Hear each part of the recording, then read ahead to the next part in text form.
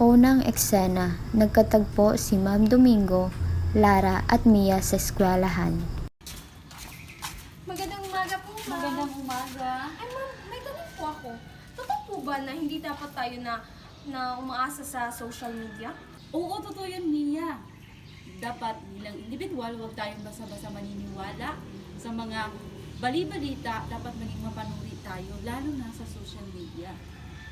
Kaya nga nakakatakot ang social media ngayon. Kaya Lara, dapat tayong mag-ingat. Di ba, ma'am? Ma'am, yun lang po. Salamat po. May klase pa po kami. Maraming salamat po. Bye, Sam. Bye. Ikalawang eksena, si Lara ay nakitang sumasayaw sa club.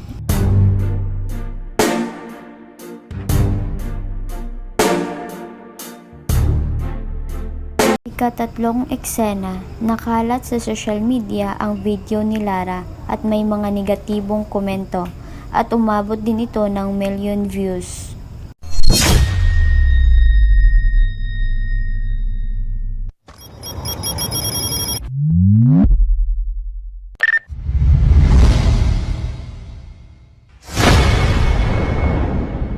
Ikaapat na eksena, habang naglalakad sa kanilang komunidad si Lara, nagbulong-bulungan ang mga tsismosan niyang mga kapitbahay.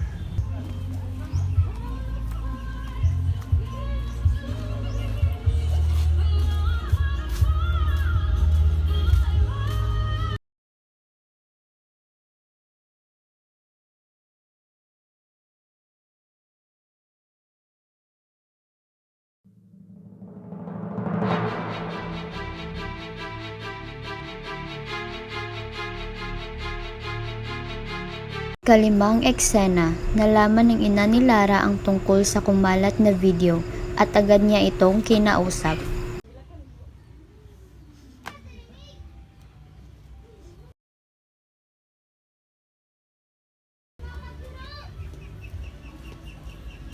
Anak, okay ka lang ba? Dahil ba ito sa video na nag-viral ka? Ganda talaga ang pagtingin mo sa akin, Nay. Hindi naman, anak. Kaya nga tinatanong kita. Huwag ka mag-alala. Hahanapin natin kung sino man ang may pakana ng pagpapakalat ng video mo. Di mapigilan ni Lara ang magmukmok at dibdibin ang lahat ng negatibong komento na nabasa niya.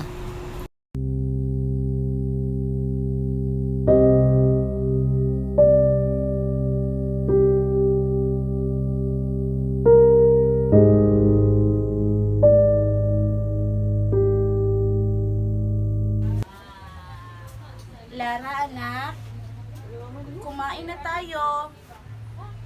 Ano ba? Kumain na tayo. Halika na, kumain na tayo. Gumising ka na. O kung ayaw mo kumain, nandun lang sa lamesa ang pagkain. Kumain ka lang pag gusto mo nang kumain, ha? Sige na.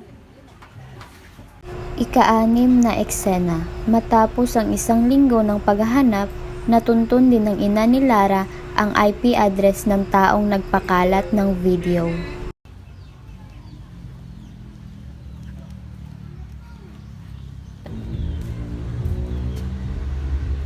Tao po!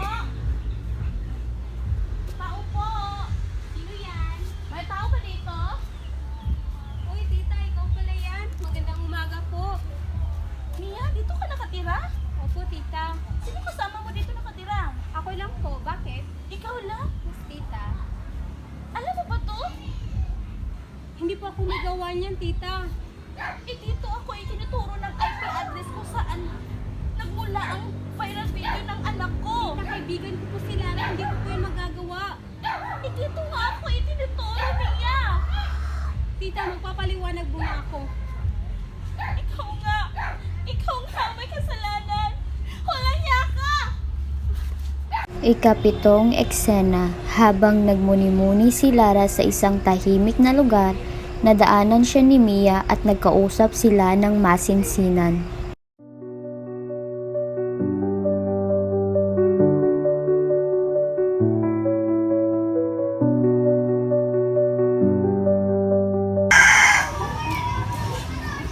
Uy, Lara. Mia, ba't ka nandito? Gusto ko sana magpaliwanag sa'yo, Lara. Paliwanag, nalaman na namin ang lahat. Hindi ko naman yun intention sa'yo, Lara eh. Hindi intensyon? Pero ba't mo ginawa? Sorry nga, Lara. Sana sa susunod mong kaibigan, huwag mo nang ganun. Pagbabalik tanaw sa panahong sobrang malapit sa isa't isa sina Lara at Mia. Hoy, Mia! Hoy, Lara! Kumusta ka na? Uy, napakahirap yung mga assignment Oo nga. Ilan ba ang score mo? 5! Parehas tayo! Alam niyo ba kung ano ang tatalakayin natin? Kumain mo na tayo. Baka maingay, mamaya na, Mia. Ano nga ba ang Nag-aaral pa tayo. Lara? Bakit ang ingay-ingay niyo? Wala po, ma'am. Mia? Yes, ma'am. Bakit ang ingay niyo? Wala po. Nagugutom lang kasi kami. Sorry po, ma'am. Mamaya na kayo kumain pagkatapos ng ating klase. Meron po tayong time para sa ating recipe. Kailangan po ninyong makinig ng mabuti para meron kayong matutunan.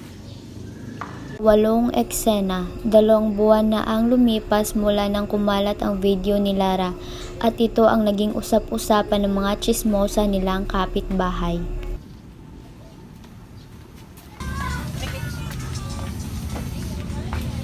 Uy, Mari, alam niyo na ba ang balita?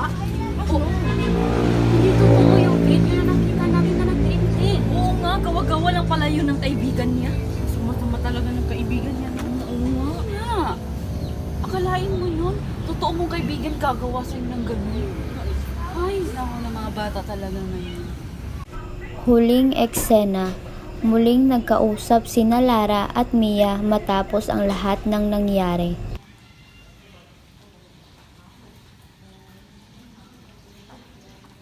Mia?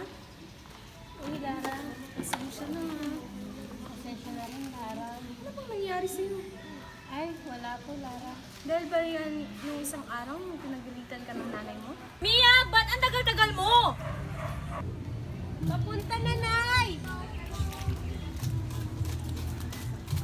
Bakit ang tagal mo? Kanina pa kita hinhanap. Nay, tama na!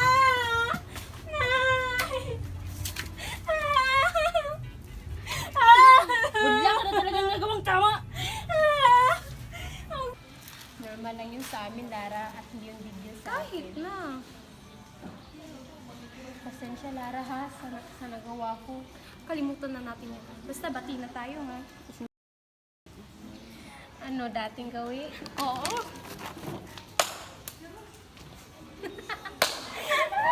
Sa likod ng lahat ng nangyari, ang kumalat na video, ang mga mapanirang komento at ang pagkakalubuan ng magkaibigang sina Lara at Mia. Isang simpleng damdamin pala ang pinagmula ng lahat. Inggit.